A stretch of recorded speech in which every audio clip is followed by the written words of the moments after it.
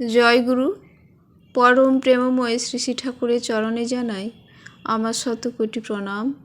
আপনাদের প্রতি প্রত্যেককে আমার আনন্দিত জয়গুরু।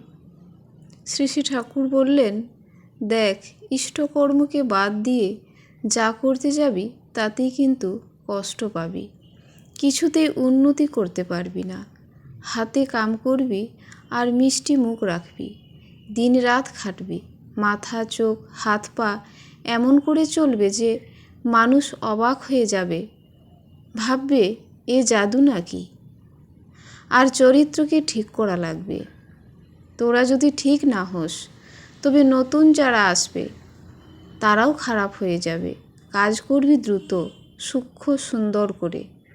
কাজ যদি উপচয় না হয়, সস্তায় সুন্দর করে তাড়াতাড়ি যদি না করতে পারিস, তাহলে দক্ষতা বাড়বে কেন? লোকসানি ঢিলে কাজের ধার দিয়েও যাবি না। সব সময় কাজ করা চাই লাভজনক রকমে। চলতি বাজারের সকলকে ছাপিয়ে ওঠা চাই তোদের কাজ এমন হবে যে তাই মানুষের কাছে একটা মস্ত যাজন হয়ে যাবে।